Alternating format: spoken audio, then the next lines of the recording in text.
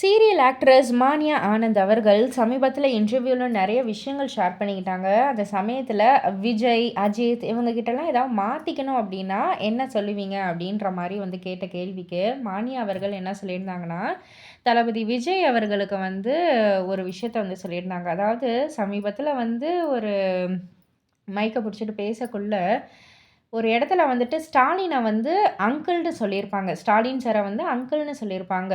ஆக்சுவலா அவரே வந்து ஒரு அங்கிள் தான். அதையும் வந்து அவர் வந்து புரிஞ்சுக்கணும் அப்டின்ற மாதிரி வந்து மானியா வந்து சொல்லியிருப்பாங்க. "என்னங்க டக்குனு இப்டி சொல்ட்டீங்க?" அப்டின்னு வந்து கேட்கக்குள்ள, "ஆமா அதுதான் உண்ம. நானுமே இன்னும் கொஞ்சம் ஏஜ் ஆயிடுச்சுன்னா நானும் ஆன்டி தான். அதுக்காக வந்து நான் ஆன்டி வயசுல இருக்கக்குள்ள இன்னொருத்தவங்கள போய் நான் ஆன்டின்னு வந்து இது பண்ண முடியாது இல்லையா? அதே மாதிரி தான். அவரும் அங்கிள் தான். அவரு வந்து இந்த மாதிரி பொது மேடையில வந்து இன்னொருத்தவங்கள இந்த மாதிரி சொல்லி, அத வந்து ஒரு கிண்டலா இது பண்றத வந்து நான் வந்து மாத்திக்கணும்னு சொல்லுவேன். அப்டின்ற மாரி சொல்லியிருந்தாங்க.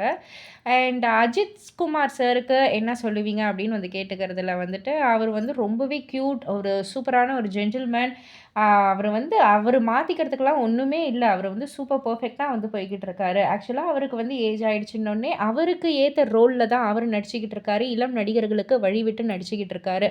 அண்ட் அதேபோல ஒரு குறிப்பிட்ட ஏஜுக்கு அப்புறம் என்னுடைய பேஷனையும் நான் வந்து பார்க்கணுன்றதுக்காக, அவருடைய அ எ பேஷன வந்து நோக்கி அவருடைய பயணத்த ரொம்பவே சூப்பரா வந்து ஹேண்டில் பண்ணிக்கிட்டு இருக்காரு. டிரைவிங்கா இருக்கட்டும், இல்ல சம்திங் எல்லாமே வந்து அழகா மெயின்டெயின் பண்ணி, அழகா சூப்பரான ஒரு ஜென்டில்மேன் அவரு அப்டின்ற மாரி பாராட்டியிருக்காங்க.